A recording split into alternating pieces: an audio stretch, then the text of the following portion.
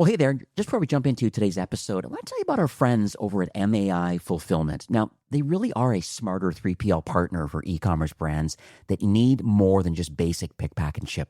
Now, MAI handles the whole picture. Like we're talking D2C fulfillment, B2B distribution, retail-ready shipping, and inventory management. Like they handle returns and even a lot of value-added services, all backed by technology that keeps your orders, your inventory, and most importantly, your sales channels all connected. Now, here's what makes them different. With MAI, you're not just getting lost inside some massive, inflexible network. Like you get real systems with real visibility. And most importantly, there's real people who actually know your business. Like their warehouse team is actual MAI employees. Like they're not outsourced labor. And that means more control, like better accountability overall, and really a team that is trained to protect your accuracy, speed, and like most importantly, helping build your customer experience. And so whether you're scaling on Shopify or you're looking to expand into wholesale, managing maybe even a seasonal spike, or you're just kind of tired of feeling like another account number, maybe in a big box 3PL, MAI really does give you the structure to grow without losing control. So it's time to actually turn your fulfillment into a growth engine, not a bottleneck. And you can learn more about them and their process and their systems over at maifulfillment.com. That's maifulfillment.com. All right, let's jump into today's episode.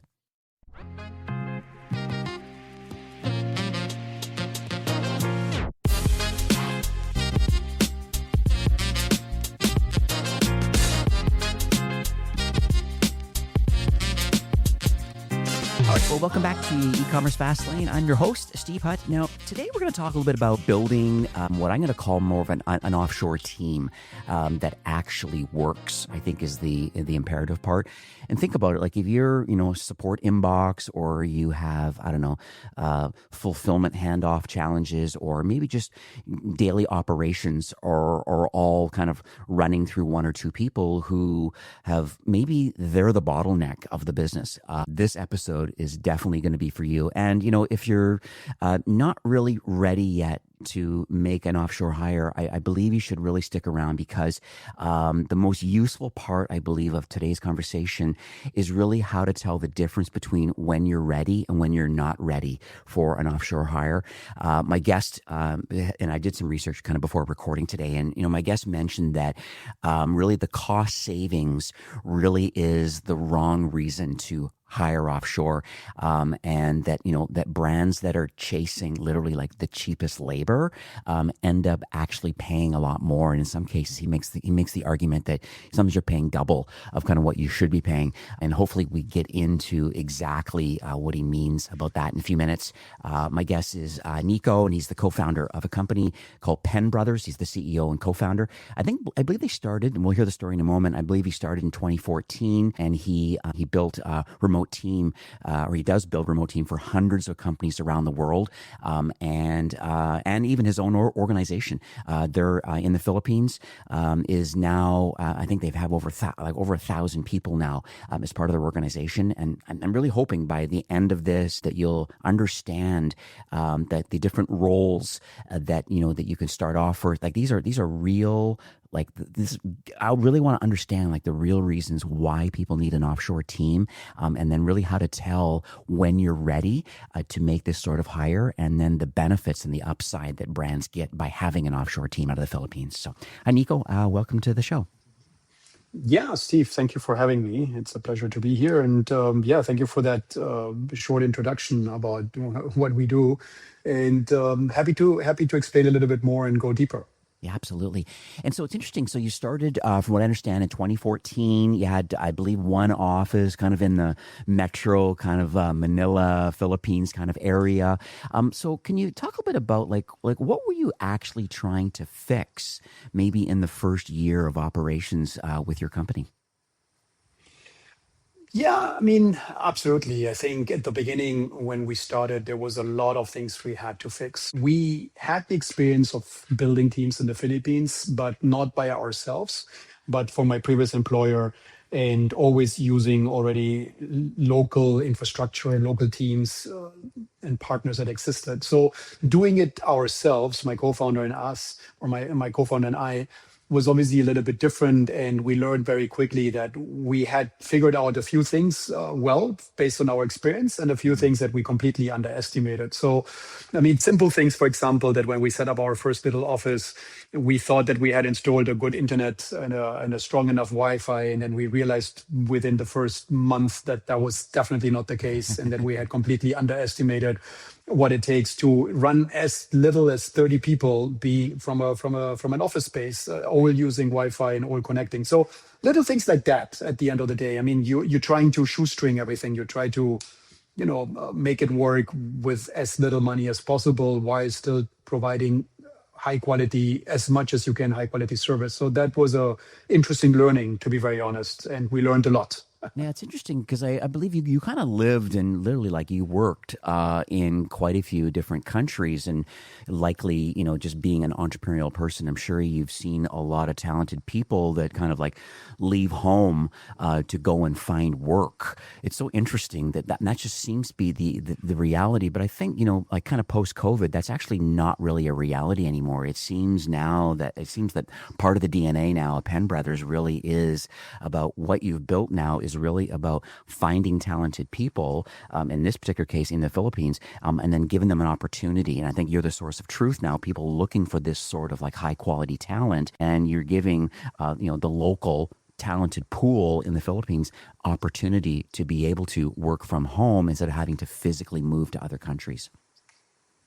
I think it's a few things came together, and obviously COVID helped a lot, even though COVID was terrible for everybody. And in the Philippines, we had very strict restrictions. But at the end of the day, during COVID, every company around the world in different magnitudes had to work remotely, had to manage a team remotely, had to set up the systems to be able to do it, and learned through that having a remote team, having remote team members is not impossible. It's actually workable. It can be done. It can be done well, and it can actually be quite strong as an addition to the team that you have on site. So in the Philippines, a few things came together that allowed us to offer the service.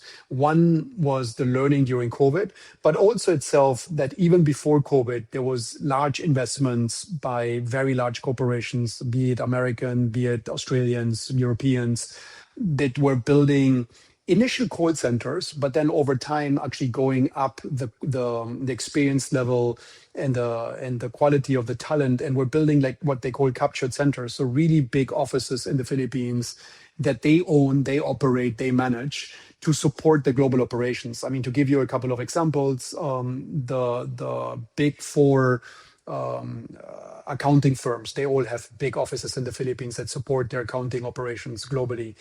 Marketing companies like WPP, for example, has a big operations in the Philippines that support their global sister companies and daughter companies, and so on and so forth. There's many, many examples. And so that kind of investments that those big corporations were doing, coupled or partnered with the experience from COVID, as well as the investments the government and private companies made in the Philippines into the infrastructure, like good internet, redundancies, and so on and so forth, allowed companies like us to come in and offer this service, which is basically being the bridge between the Filipinos that are looking for interesting, high quality work opportunities, and the non-ginormous companies that are looking for good talent, be it in the Philippines or be it anywhere else. And that's where we come in. We build that bridge, and we pair basically the SMEs or the startups that are looking for more diverse talent or different talent, and at the same time Filipinos that are looking for those jobs. And then we bring those two things together and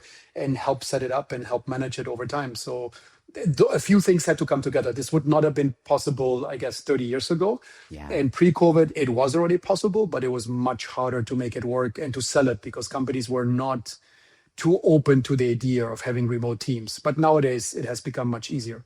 Yeah, this is so interesting. And so, like, I think about like a growing kind of like e-commerce brand. Like when do they realize that maybe they have a capacity problem? Because you obviously take enough vetting phone calls with potential e-commerce brands that are interested maybe in hiring some offshore talent. And so knowing that, like, is it truly a capacity problem they have, or is it a demand problem? Like, I don't. I guess I just don't know what problem is it they're trying to solve, and then kind of like, what do you see from your end on a growing brand when they do reach out to you? What's their pain that Penbrothers solves for them? Yeah, it's a great question, and I think it really depends on the company, and in this case, the e-commerce company. I mean, to give you some examples of what we have seen.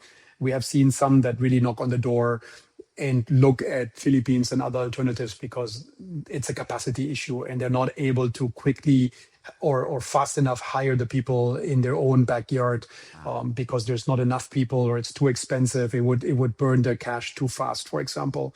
Mm, But we have also seen examples where people knock on the door because they now have to cater in their e-commerce platform for 24/7 operations, for example, or mm, 24/7 fulfillment or customer support. And again, that's not something that's very easy to set up locally, specifically if you operate in high cost countries. I mean, young people nowadays in many first world countries do not want to work at night or on the weekends or correct. on holidays. Yeah. So it's both a capacity but also a talent availability challenge, and at the same time also many times the quality itself of the talent. Like it's Philippines with 110 million people has a lot of people, a Yeah. lot of qualified people. So it can also be a supply side consideration. Like, okay, where can I find actually people that have the experience, that have the training, that have the willingness to build with me whatever I'm trying to build. And Philippines happens to be one of those countries where you have a lot of supply side,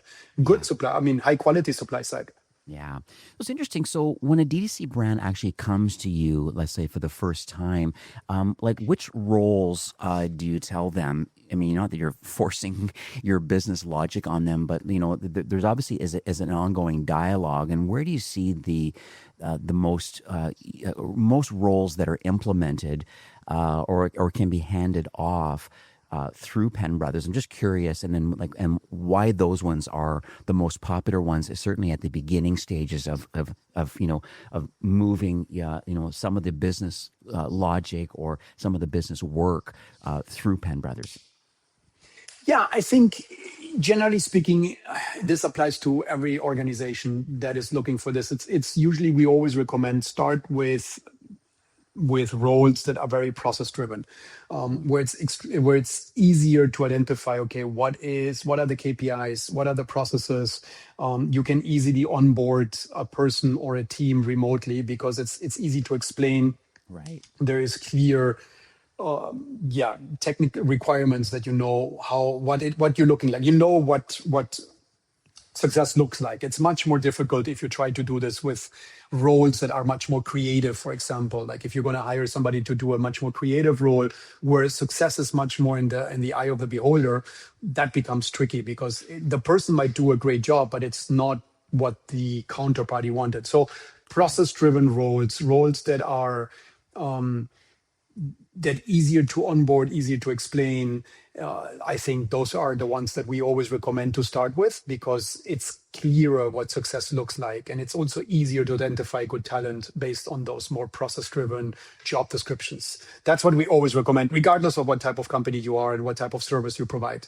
Yeah. Okay, that's very interesting.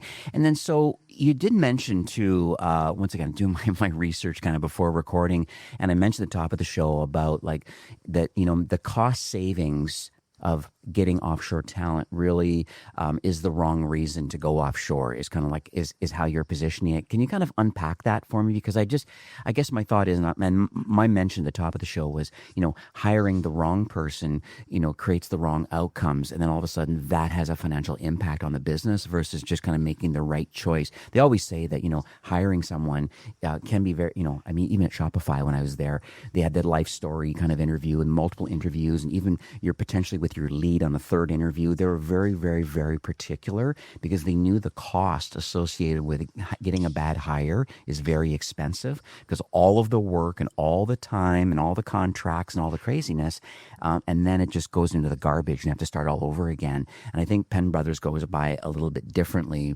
We talk about that it's not just a cost savings. You do get that, but just I'd like to unpack that a little further. Yeah, absolutely. I mean, I think if you, how can I put this? Cost savings itself should be a benefit. It should be an after or secondary benefit of building a remote team, ideally, but it shouldn't be your main driver, at least in my opinion. Of course, it can be a very important reason to do it, but it shouldn't be your main driver because then if cost saving is the only thing you care about, you're starting to look at people, at your talent, at your employees, like warm bodies and numbers that you don't care about. And then in that moment, it very easily goes wrong because you might be trying to find the cheapest person possible, which doesn't necessarily mean that they have the right quality, the right experience. Yeah. You also then start treating them like cheap labor. So you don't help them, you don't set them up for success, you don't onboard them properly, you don't train them. So if cost saving is the only thing you care, it is likely, it doesn't have to be, but it's likely that it will not give you the benefits that you're really looking for. So if you turn it around and you say like, sure, I'm looking for better cost efficiency, let's call it like this, not just cost saving, but at the same time, I actually want good quality talent. I want people who are motivated. I want people who are engaged, that become real members of the team. If you look at that and make cost saving part of the equation, but the other elements are also part of the equation, then you start treating them like an integral part of your team. Your interview process, your recruitment process will be much more nuanced and calibrated. And then you're looking for long-term quality that you're bringing into your organization to really keep building and growing. And I think in that moment, you will find really good people in the Philippines and also in other countries, be it India or Colombia or other lower cost countries. But yes, the people are less expensive, but they have quality. They're good. They're motivated. They want to be part of your team. They want to grow with you as a company. And in that moment, you can build an exceedingly strong team while at the same time achieving cost savings. So it's the overall package. So cost savings alone, for me, it's too myopic. It's not a broad enough approach to what you can actually create when you build remote teams in the Philippines or in other places. It's so amazing, yeah. And you know what? And I did look at some of the case studies. It's interesting. There's a lot of like amazing brands that use Penbrothers as part of like truly building a team. They're not just quote unquote cheap labor.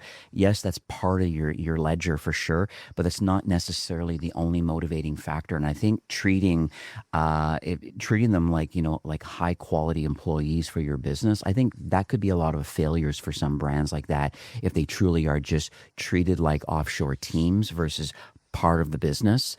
They just happen to live in the Philippines. And so I think that's an interesting kind of mindset shift that people need to think about.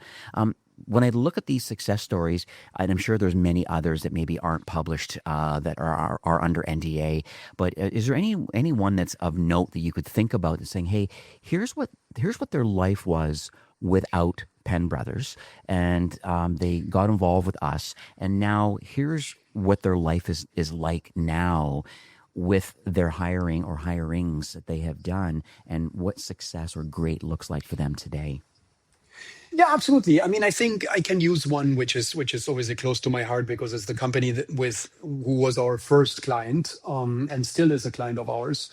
And they're an e-commerce company, and so they needed to scale their team. They had raised Series A. They needed to scale their team. They needed more people, and they were looking for a software developer, for an accountant, and at that time it was actually a Photoshop editor to really clean up the pictures they were taking for the things that they were selling on their e-commerce platform. So quite interesting. Yeah. And now fast forward to today, there are over 80 people in the Philippines out of a total headcount of maybe 130. So if you put this in context, they have about 70% of the organization is actually in the Philippines. They have critical resources from software development to finance to accounting to procurement to fulfillment in the Philippines. And without the Filipinos, that company wouldn't have been that successful. Beyond that, that company actually, while still being a client, sold itself a few years back to a larger organization.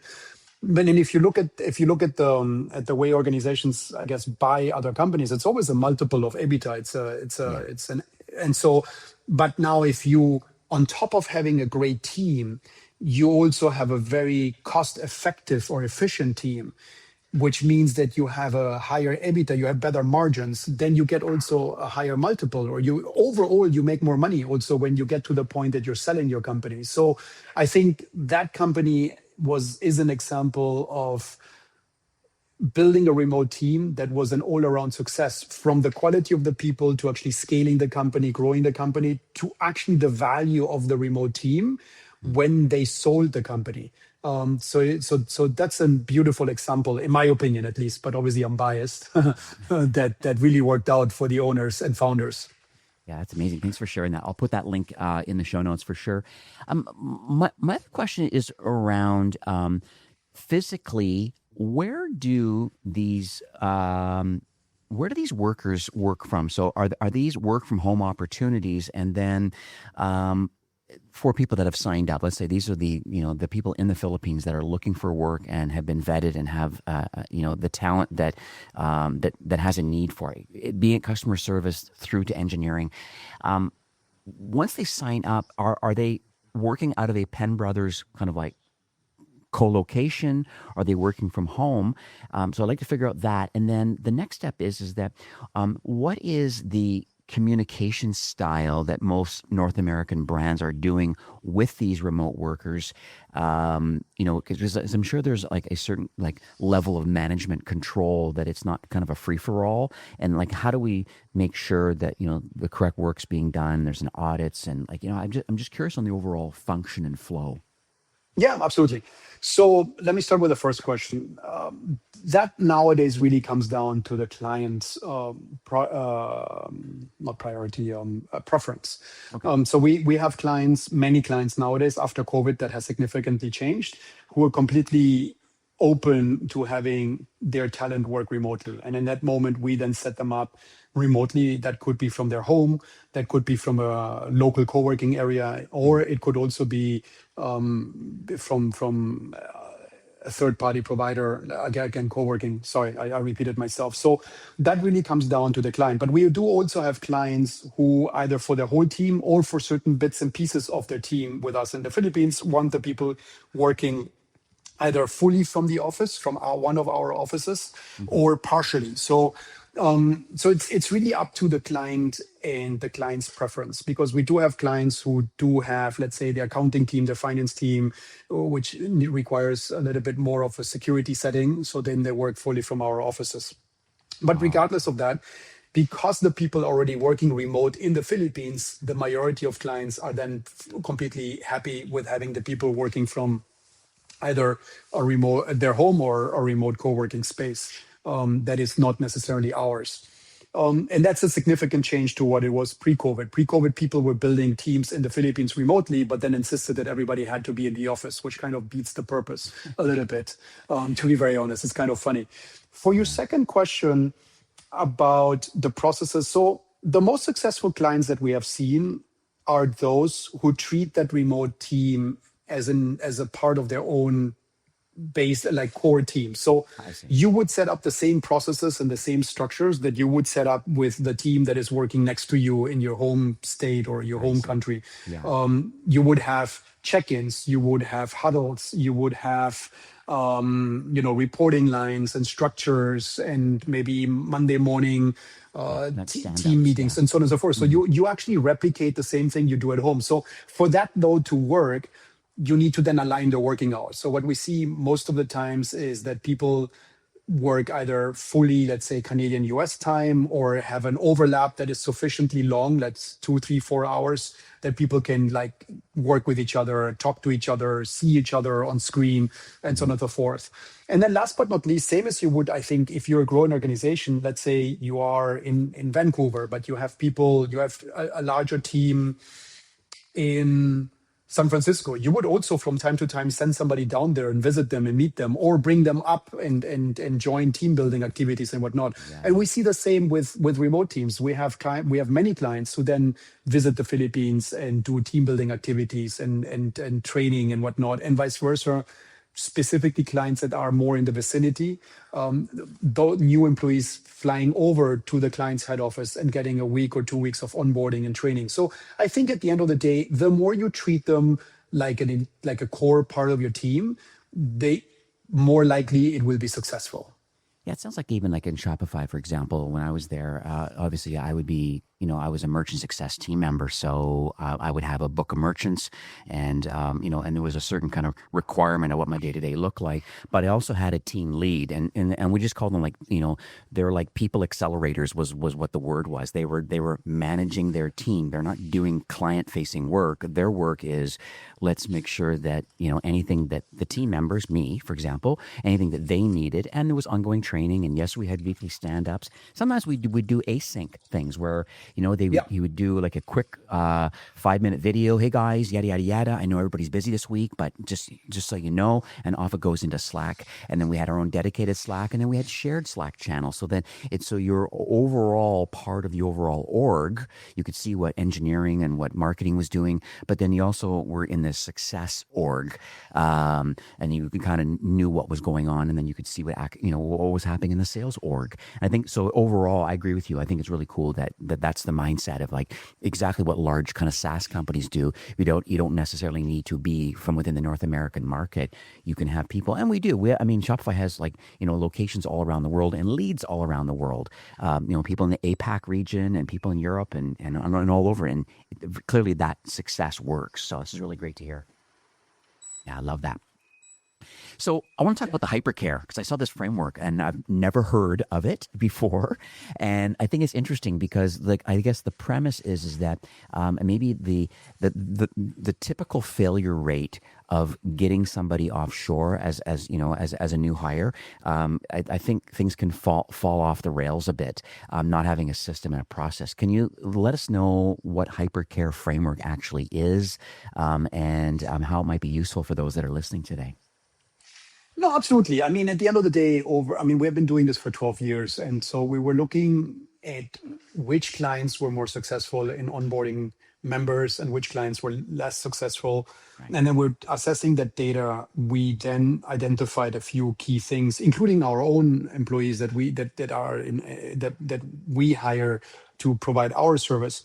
And we realized very quickly that it really comes down to helping both sides, the employee as well as the client, to have a successful onboarding of their team member and their teams, and onboarding themselves as part of the team. So what do I mean with that? So we created a system that's a 6 months process where we work both with a client, if it's a brand new client and they have, and even if they have already worked with Filipinos, we always start with the assumption that it's something that is new to them. Okay. So we help them learn more about the Philippines, the Philippine culture, working with Filipinos, how to manage Filipino teams remotely. So we help them with that type of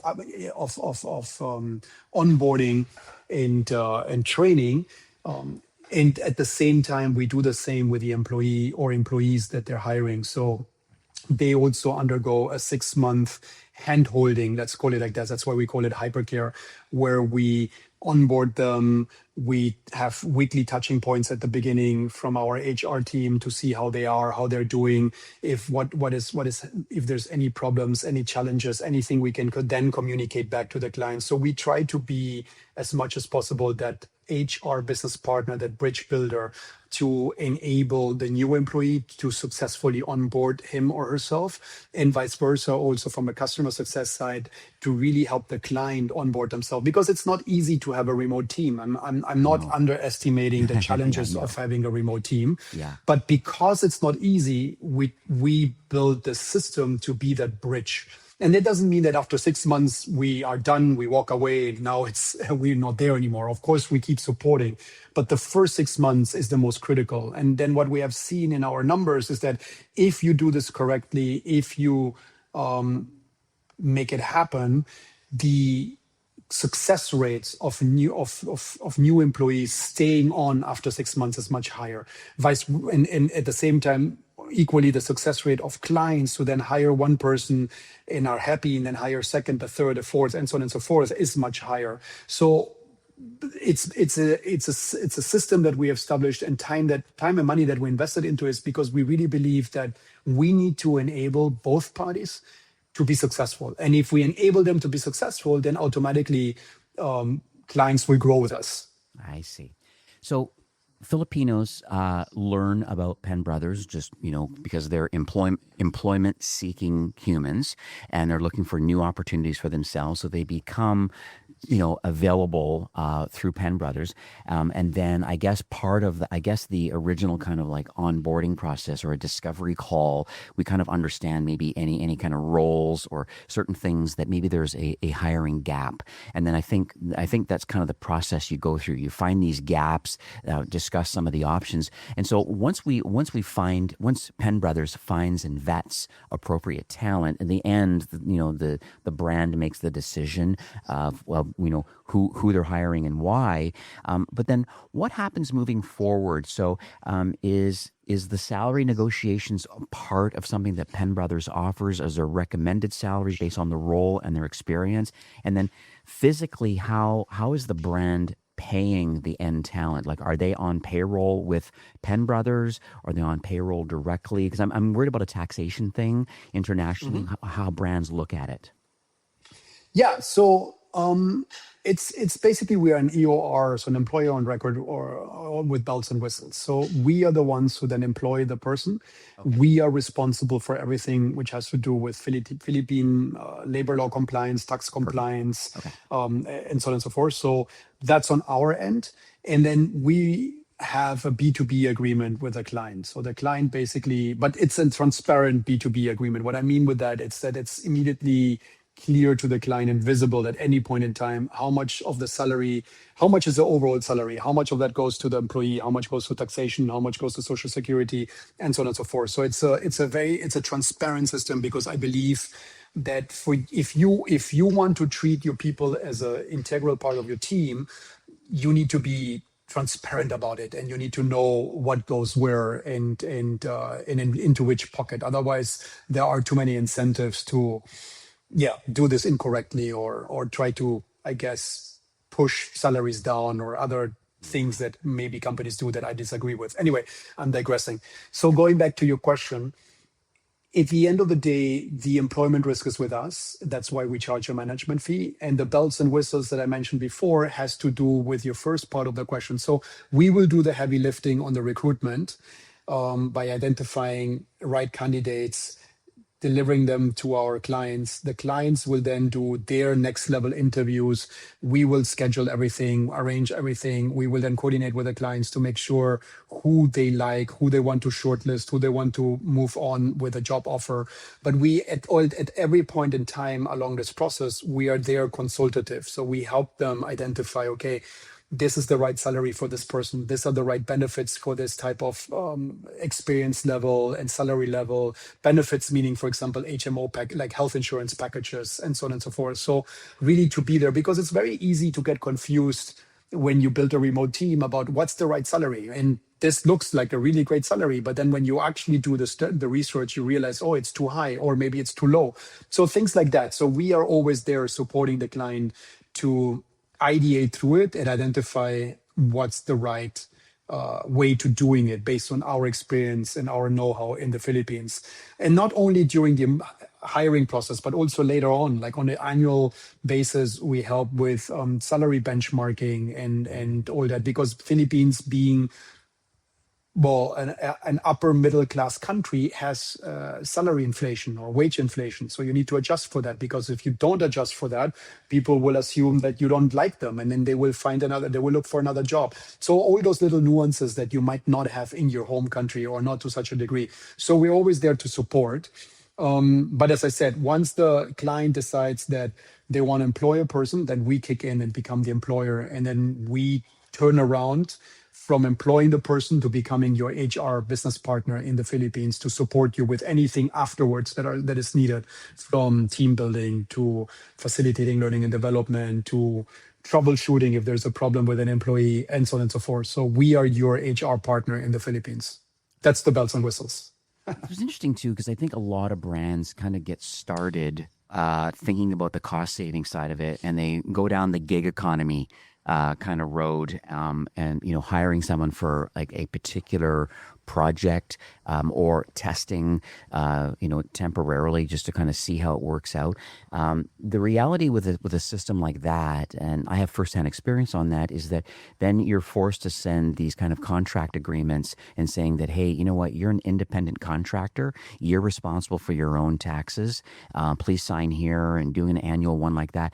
I think it opens up a can of worms. And you brought up the comment about the EBITDA, and your multiple for potential exit, not having proper systems in place about how you're scaling the business from a workforce perspective. If you have just a bunch of outsourcers that you've hired, and then fine, you have a shared Slack channel with a lot of people that you've hired off Fiverr, but it's not really true culture building, and as you said, salary negotiations and benchmarking and understanding kind of like, hey, where are these people going? Are they part of the business? And I think you're kind of the source of truth, where people become part of Penbrothers. And then from there, brands feel comfortable with a small management fee through, from the brand to you guys. You're making sure that we vet and have great talent available, and then just continue to grow the business as part of like an arm of the business. So it's quite interesting in relation to the gig economy, which is kind of like the entry point, I think, for trying to find external talent.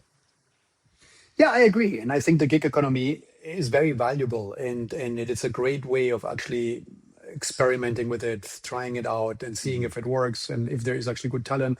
But the moment you are planning to scale this and to make it a real part of your business, then the gig economy can only take you that far, in my personal opinion, because as you said yourself, those are independent contractor contracts. You don't know if they're paying their taxes. You don't know if they have social security, if they paid for it. I mean, I can give you an example. We have a client that started with us like 10 years ago by now, 2016. And they came to us, they had 5 or 6 freelancers.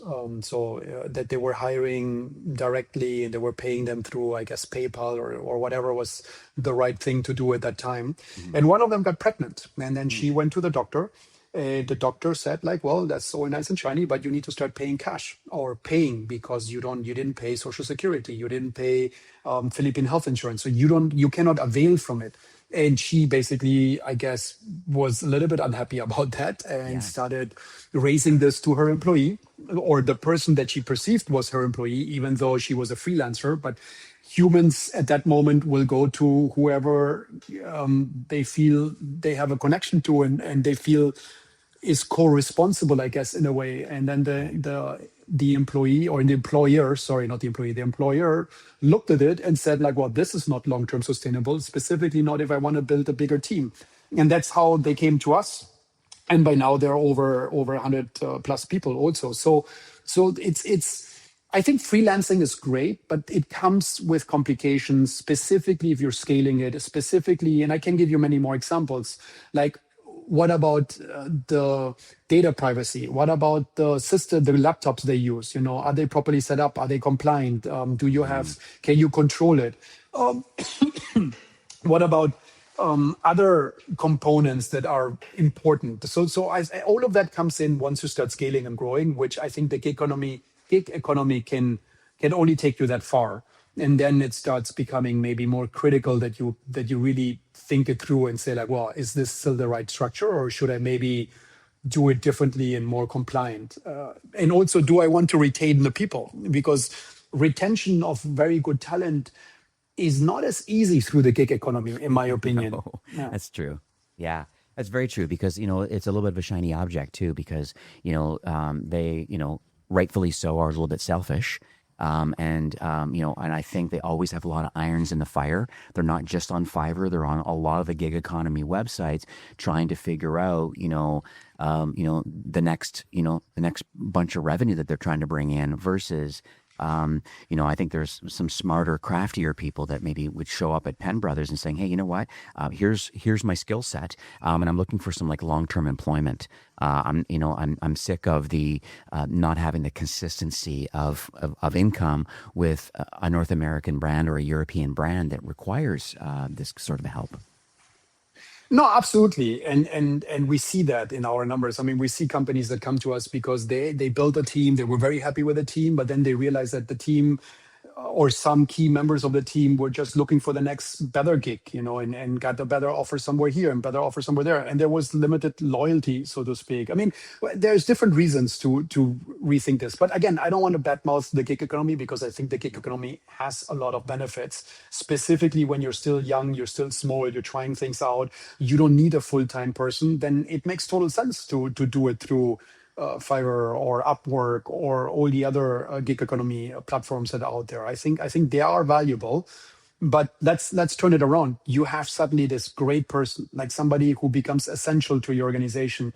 Do you really want to have that person on the platform on a gig economy kind of setup that you have zero control over and Yeah.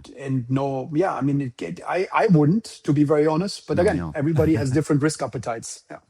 Yeah, exactly.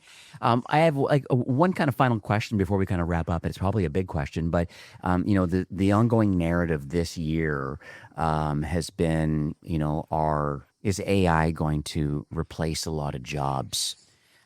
And I'm curious, kind of like you being front lines with brands looking for talent. What's the ongoing narrative right now about AI and the quote unquote replacement of humans or improving efficiencies of humans? I'm just curious in kind of what you're hearing and seeing on the ground. Yeah, it's a difficult question, and I think nobody has a perfect answer and can read the future. What we're Yeah, seeing in our own 130, 140 clients is a mix. So we're seeing some roles being hired a little bit less because you can automate more things, you can use AI to be more efficient. Then we're seeing other roles popping up and becoming more, specifically if they're AI related or they need people to basically train AI or build an AI. So these right. are the new roles that are coming in. And then overall, what we're seeing is that our clients are so the existing employees are being trained to become more I guess, savvy and AI users. And new employees that they're recruiting, usually they're looking now for people who already know how to use the AI tools within whatever tool they're using. Because be it Gemini or Yeah, be like it Claude. Microsoft or Yeah. ChatGPT or Claude or whatnot. So obviously people when you look at, let's say you want to hire, let's take a simple example. You're hiring an executive assistant or a virtual assistant, as a very simple example, and you have five candidates. I Most of our clients nowadays will take the candidate who knows how to use Claude and Gemini or whatever other AI tool there is, because that adds more value to that role. So that's Mm, the thing that we're seeing. We're not seeing much retrenchment at the moment. But that's also because we don't do really, we're not a call center. We don't do very simple process tasks that yeah. are like that can easily or more easily be replaced by a tool. We do more mid to higher level white collar work where you need still people to discern what the AI is telling you, if that's actually correct, if that makes sense, if that's Yeah. useful, and then fix it. And that discernment doesn't happen without the experience. And so that's going to be actually the bigger challenge, in my opinion, is if you don't train young people anymore, Hmm. 10, 15, 20 years from now, who's going to then do the discernment? Because if you Yeah. don't have the experience, you can't really assess it. But anyway, that's a different challenge. Yeah, you know what it is. I think and the main term that I kind of coin is like kind of like human in the loop. And I think there's a lot of opportunity for supervisors in that kind of level and kind of like understanding the AI operations because I mean, there's still humans required to make sure these systems are actually running correctly. There's a Correct. lot of different platforms that are coming up now that people are using, that brands are using, and all of a sudden, so there needs to be some training around using those systems. So it's not actually replacing humans. I think it's just allowing the better judgment to happen now to use these systems. It allows them to be more efficient, more on brand, and I think at the end of the day, I think it's a blue ocean of opportunity, and I think that's another good topic when you think about it. It's like even those that are listening that are looking for work, it's just like it's being open to knowing that fundamentally the world is changing about like just commerce in general, and then knowing that it's just like, well, what are these different systems that brands need, and then am I open to learning and being trained on these systems, and coming up with you still have to run them, and you still have to vet them, and there's it's so interesting, even in my own business. I mean, I have a media company, and I have content production and trying to get things, podcast editing, all these different things. And yes, AI systems are helping me, but there's still that judgment call of a human, right? In the end of the day, humans buy from humans.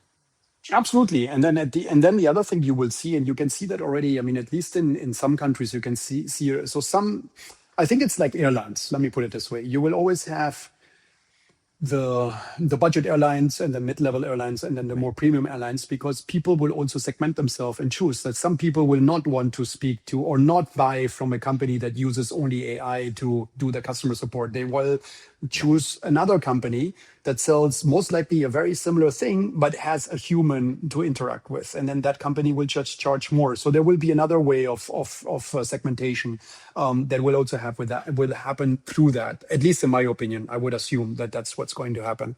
Yeah, absolutely. So, who do you think the ideal customer is? Because I think, like from Penbrothers' perspective, because there's many thousands listening to this episode right now, and they're like, okay, wait a second, I have a team. Like, what do you believe kind of the next steps are? Because I want to make sure that the right people that are listening today think, yeah, I see a gap or I see a growth opportunity, and it's not just in lower price labor. It's qualified, but in having a process.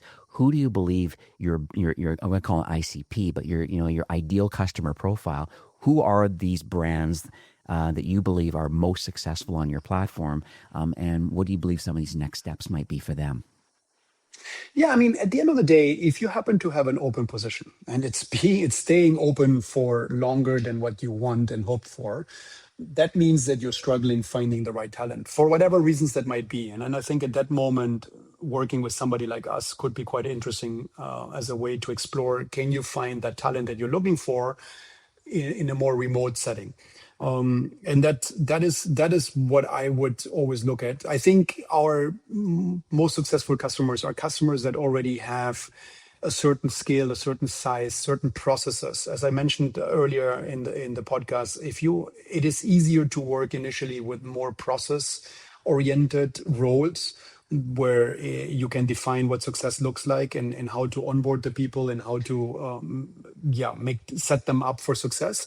So if you are a company which is already a little bit more mature, then and you happen to have those roles and you have openings and you're looking for ways to fill those spots, it doesn't even have to be cost saving. It's actually just like, hey, I have openings and I need to fill those spots, otherwise it's going to impact me. Those are usually companies that can successfully build remote teams. If then on top of that you have other challenges, for example, you need to build a night shift team or a team that can work on the weekends, or you need to scale the team. So it's not just a couple of jobs, but you actually have many jobs that you need to now need to fill. Then again, partnering with companies like us can really help you achieve those results much faster than you would otherwise be able to. Yeah. Yeah, it's amazing. So I guess step number one, I guess, would be go to penbrothers.com, I guess, is a good starting point. Like I said, you have a lot of resources. You can kind of learn about your methodologies and process. And then there's a pretty simple talk to us button. So I guess you kind of book an appointment to kind of chit chat with the team. And I guess Correct. you You, kind you book a discovery call, and of, then okay. basically it's really to find out, okay, what are you looking for? What are your pain points? What are you trying to solve? And then we will come in at the same time and explain not just what we do, but also try to discern, okay, if that's your pain point, these are the ways we can help you with that. And then if that's something that's really interesting, then usually from there we go and really do the next step would be then a calibration call with a recruitment team, really, because you can have a job description, but a job description doesn't give you all the nuances of what you're really looking for. So then the calibration call is to really understand from our end, okay, what are your must-haves, your nice-to-haves, other skills that you would ideally want to see in a candidate? What are the working hours? Is this person going to report to somebody, or is this person actually going to have direct reports? So it needs also some management skills. So all those nuances that ideally we get from a very early stage to provide you with the right talent, with the right shortlisted amount talent from the very early stage, so as to make it as quickly as successful as possible. We call it actually the prove the value stage. We need to prove to you that we can find you the right people in the Philippines because the Philippines has the right talent. Yeah, it's amazing. And, and just as more of a side note, but I just love the fact that you have transparent pricing, and I'm going to be transparent on the show. It's a very small amount. It's like $500 a month per employee as a management fee. And I think, you have whatever the negotiated monthly salary is that goes to that particular employee, maybe in health insurance and other benefits and things like that. And then having a small management fee going to your organization, creates that source of truth and has a proper process to make sure that these employees are being taken care of and paid, and the whole. And so I think that's lovely, because I think that's always in the back of people's mind. How much is this going to cost me? And at the end of the day, there's a lot of variables, but this is one variable that's taken care of. Understanding your pain points, going through that vetting process, and then doing the hire again. And for a small amount of money per employee per month, it's an easy, scalable process. Absolutely. And as I said, the proof the value is not only, it's actually to mitigate that concern about how much is it going to cost me. Because what companies need to look at is not just the management fees, the all-in cost. Like, how much is this talent, this person going to cost me all in per month, per year? And that's where proof the value comes in. It's really like, okay, tell me who you need, and then we will tell you what the talent pool looks like, and then we will go deeper. And all of that, we do it for free because we want to show you that I mean, with 90% more likelihood, we will find you the right person in the Philippines. Of course, there are roles that are very hard to find or that are non-existent. I mean, I would assume that if you're looking for nuclear scientists, that will be tough. But anything else, I guess we can find, All right. So that's it for today. But once again, thank you, Nico, for getting on the show today. Everything will be in the show notes. We'll have links to everything. This is, I'm on, like I always joke on the show, but literally page 2 of notes. You can't see it, but I feel blessed to have the opportunity to learn more, because I think this is a very powerful way, a growth engine, so to speak, for a business. If you have an open position, it's worth a conversation to see what's available through Penbrothers. So once again, thanks for recording today. Yeah, thank you very much for having me, and hope you have a great holidays. All right. Thank you so much. All right. Have a great day. Thank you. Bye-bye. Well, that's it for today's episode. I'd like to thank you personally for being a loyal listener of E-commerce Fastlane. It's my hope that this podcast is offering you a ton of value through growth strategies, tactics, and exclusive insider tips on the best Shopify apps and marketing platforms, all with my personal goal to help you build, manage, grow, and scale a successful and thriving company powered by Shopify. Thanks for investing some time today and listening to the show. I'm so proud and excited that you have a growth mindset and are a constant learner. I truly appreciate you and your entrepreneurial journey. Enjoy the rest of the week and keep thriving with Shopify.